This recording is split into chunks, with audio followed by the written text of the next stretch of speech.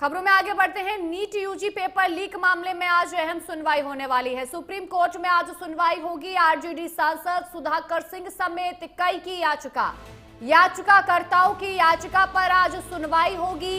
NEET परीक्षा CBT mode में कराने की मांग की गई है। वर्तमान पेन पेपर मोड को बदलने की मांग की गई है। परीक्षा प्रक्रिया को अधिक सुरक्षित बनाने की भी मांग की गई है। परीक्षा में पारदर्शिता बढ़ाने की अपील की गई है। देश के लाखों मेडिकल स्टूडेंट्स और उनके अभिभावकों की नजरें सुप्रीम कोर्ट पर टिकी हुई हैं। नीट यूजी परीक्षा में कथित धांधली, अनियमितताओं और पेपर लीक विवाद ने पूरे देश को हिलाकर रख दिया है। आज सुप्रीम कोर्ट में बेहद अहम सुनवाई होने वाली है, जो भविष्य की परीक्षा प्रणाली की दिशा तय कर सकती है। ये याचिका आरजेडी सांसद सुधाकर सिंह, सामाजिक कार्यकर्ता अनुभव गर्ग, आईएमए के राष्ट्रीय प्रवक्ता डॉक्टर ध्रुव चौहान और राजनीतिक नेता हरीशरण देवगन की तरफ से प्रवक्ता सत्यम सिंह राजपूत ने दाखिल की है। मेडिकल स्टूडेंट्स का भविष्य सुरक्षित रखने के लिए सुरक्षा प्रणाली पर सवाल उठाए गए हैं। ये कानूनी लड़ाई में याचिकाकर्ताओं की सबसे बड़ी मांग ये है कि नीट यूजी को पेपर एंड पेन मोड से बदलकर पूरी तरीके से कंप्यूटर बेस्ड टेस्ट कर दिया जाए। उनका मानना है कि डिजिटल युग में भी ऑफलाइन परीक्षा कराना पेपर लीक माफियाओं को खुली दावत देने जैसा है।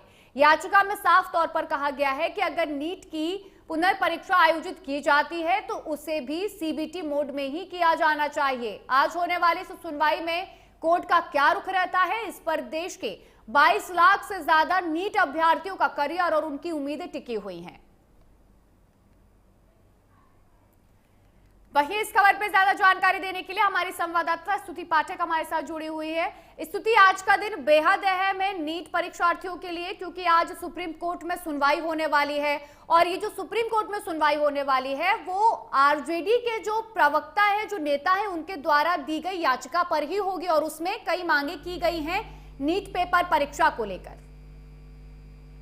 बिल्कुल ट्विंकल, अगर बात करें जिस तरह से जो नीट पेपर है वो लीक हुआ, उसके बाद में मामला सुप्रीम कोर्ट पहुंचा। हालांकि सुप्रीम कोर्ट ने पिछली सुनवाई में जो है, अगर बात करें केंद्र सरकार और एनटीए दोनों को जो है नोटिस जारी किया था, उनका जवाब मांगा था और ऐसे में अब फिर जो है आज अगली सुनवाई जो होनी है और ऐसे में जो याचिकाकर्ता है उनकी तरफ से ये मांग की गई कि एनटीए को जो है बाध्य किया जाए और ऐसे में एनटीए को बदलकर कोई नई एजेंसी लाई जाए और सीबीटी मोड में पेपर कराया। जैसे कि जो 22 लाख बच्चों के भविष्य का सवाल, उनकी पेपर में बार बार जो अनियमितताएं पाई जाती हैं, ऐसे में बच्चों के भविष्य से कहीं ना कहीं खिलवाड़ होता नजर आ रहा है। और ऐसे में अगर हम बात करें, बात सिर्फ नीट की नहीं, अगर आप पिछले कई दिनों में जो सरकारी पेपर देखेंगे जो भी हुए हैं उनमें अनियमितता पाई गई है।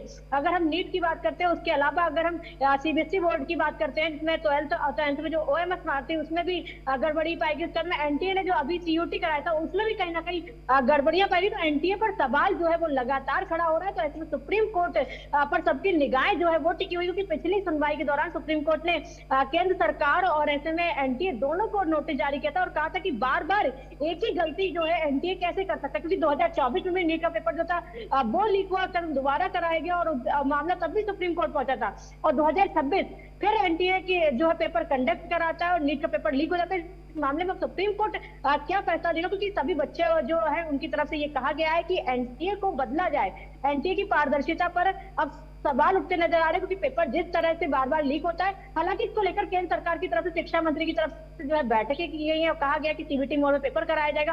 तमाम बदलाव देखे गए, लेकिन अब सुप्रीम कोर्ट का क्या रुख होगा ये देखने वाली बात है, क्योंकि सबकी निगाहें जो है वो सुप्रीम कोर्ट पर टिकी हुई है। बिल्कुल स्तुति, जिस तरीके से पेपर लीक की घटनाएं लगातार सामने आती हैं, बड़े सवाल खड़े होते हैं। वहीं जो विपक्ष है वो खुले तौर पर कह रहा है कि डिजिटल युग में अगर ऑफलाइन परीक्षा हम करा रहे हैं तो ये माफियाओं को खुली दावत देने जैसा है कि आप आइए और पेपर लीक करवा दीजिए। तो इसीलिए ऑनलाइन परीक्षा कराने की मांग लगातार विपक्ष भी उठा रहा है और लगातार अब बच्चे भी उठा रहे हैं। देखना होगा कि सुप्रीम कोर्ट इसमें अपना क्या रुख रखता है। आपका बहुत बहुत शुक्रिया हमारे साथ जुड़ने के लिए।